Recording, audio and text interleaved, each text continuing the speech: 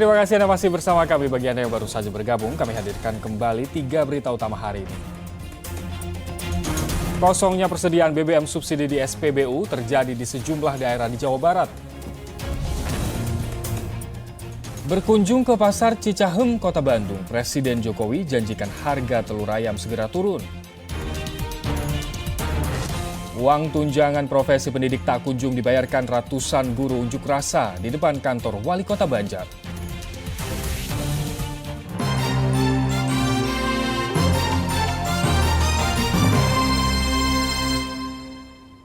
Bukannya mengeluarkan air sumur bor yang digali warga untuk kebutuhan sehari-hari di Kabupaten Tasikmalaya, malah mengeluarkan gas yang mudah terbakar. Kemunculan semburan gas di tengah permukiman membuat warga di Kampung Rancabango, Kecamatan Sukaratu, Kabupaten Tasikmalaya panik. Bagaimana tidak, gas yang keluar dari sumur bor ternyata mudah terbakar. Gas yang belum diketahui jenisnya ini muncul ketika salah seorang warga menggebor sumur untuk kebutuhan sehari-hari. Namun pada kedalaman 8 meter, terdengar suara gemuruh, kemudian tercium aroma gas yang menyengat layaknya gas LPG. Kan awalnya ada gemuruh air, cuman air nggak ada apaan. Dan dari situ udah seminggu kemudian yang ngebornya datang lagi sini, dicoba pakai api langsung menyala. Gede itu Pak nyala. Iya. Setelah mengetahui adanya sumur yang mengeluarkan gas mudah terbakar, polisi langsung menutup area sumur dengan garis polisi. Pemerintah Kabupaten Tasikmalaya telah berkoordinasi dengan pihak terkait untuk menguji kandungan semburan gas yang keluar dari sumur bor. Eko Setiabudi melaporkan dari Kabupaten Tasikmalaya. Ratusan rumah di Kelurahan Tanah Baru, Kota Bogor terendam banjir akibat hujan deras dan tanggul sungai jebol pada Sabtu malam.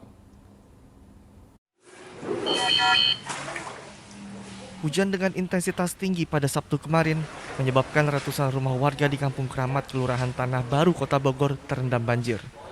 Banjir yang terjadi begitu cepat membuat warga tak sempat menyelamatkan barang-barang berharga milik mereka. Dadakan langsung gede gitu kan. Nggak bisa evakuasi Bapak? Sama sekali nggak ada yang evakuasi, ya anak aja lah. Selamatin anak. Sama baju-baju yang bisa buat salin. Selain hujan deras, banjir diperparah oleh jebolnya tanggul Sungai Ciluar. Secara keseluruhan masyarakat terdampak. Kemudian disebabkan oleh memang debit air Kali Ciluar sangat luar biasa, beda dengan tahun-tahun sebelumnya. Untuk malam hari ini sangat tinggi, sangat besar debit airnya. Dan juga ada 3 tanggul yang rusak, yang jebol, sehingga ada masuk ke pemukiman warga.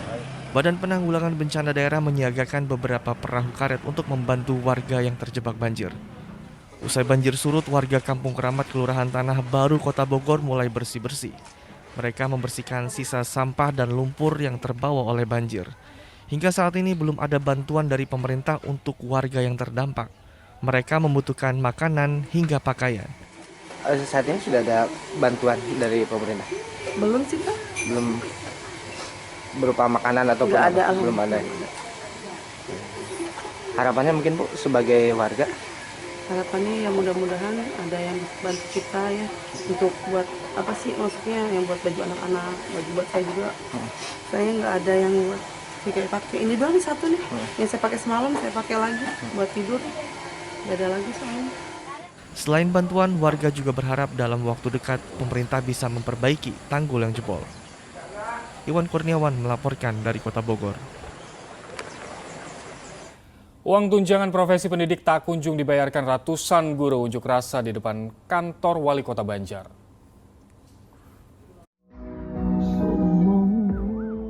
Lebih dari 800 guru berjalan dan berkumpul di depan kantor Wali Kota Banjar di Jalan Siliwangi, Kecamatan Purwaharja, menuntut tunjangan profesi pendidik TPP yang belum dibayarkan sejak awal tahun 2022. Dalam unjuk rasa ini, sejumlah perwakilan dari guru berkesempatan audiensi dengan Wali Kota Banjar, Ade Usukaisi. Alhasil, Wali Kota Banjar menjanjikan akan kembali mengalokasikan anggaran untuk tunjangan profesi pendidik tahun 2023. Hanya saja, pemberian TPP di tahun depan berdasarkan prestasi kerja. Nah, ini suatu kepastian tadi tahun 2023 akan dianggarkan kembali. Berarti udah pasti? Kenapa? Berarti udah pasti? Udah pasti seperti yang tadi kita saksikan bersama tahun 2023 pasti. Artinya TPP nanti tidak seperti TPP yang lalu, kita berdasarkan kinerja kita, besarannya tidak sama, tidak flat lagi seperti tahun-tahun sebelumnya. Biasanya para guru mendapatkan dana TPP sebesar Rp1.050.000 setiap bulannya. Namun saat ini belum diketahui besaran TPP tahun 2023 yang akan dibayarkan setiap bulannya. Selanjutnya pemerintah akan membentuk tim dan akan studi banding ke Yogyakarta untuk mekanisme pemberian TPP dengan kriteria prestasi tersebut. Eko Setiabudi melaporkan dari Kota Banjar. Ya, eksekusi lahan dan bangunan di Kabupaten Ciamis diwarnai kericuhan.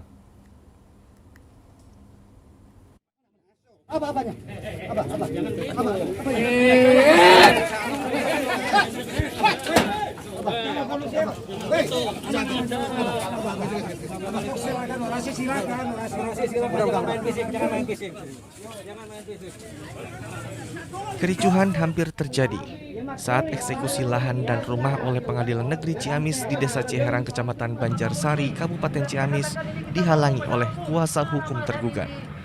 Lahan dan bangunan yang disita oleh pihak bank merupakan milik tergugat keluarga Haji Pipit.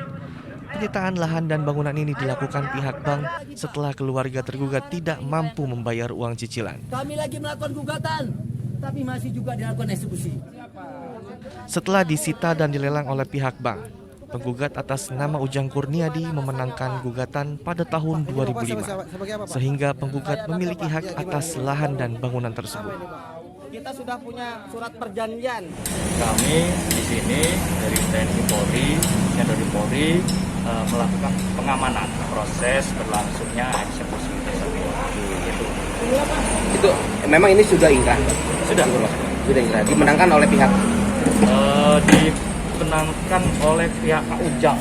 Meski mendapat perlawanan dari pihak tergugat, namun Pengadilan Negeri Ciamis terus menjalankan eksekusi lahan.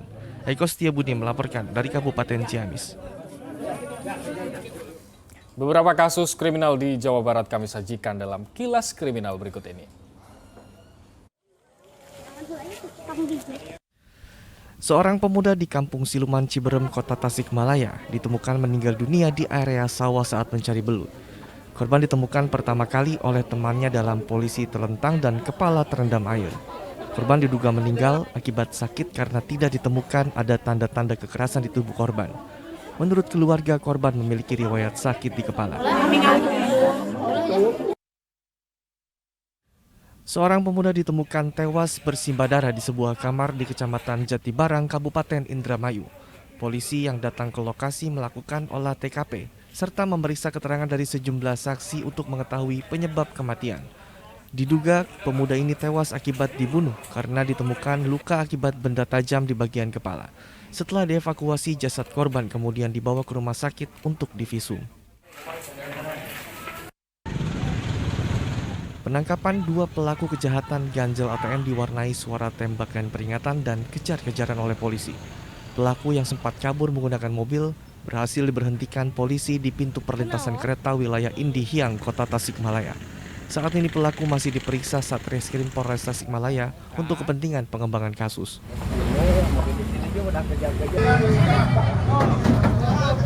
Seorang pemuda berinisial AN di Kecamatan Mangkubumi, Kota Tasikmalaya dihajar massa karena diduga mencabuli pria keterbelakangan mental.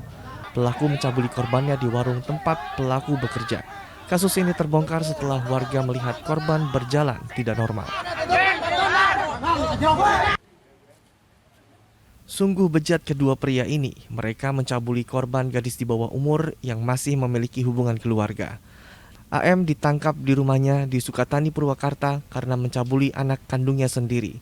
Sementara HS, warga Tegal Munjul mencabuli keponakannya yang masih berusia di bawah umur. Atas perbuatannya, kedua pelaku terancam hukuman 20 tahun penjara.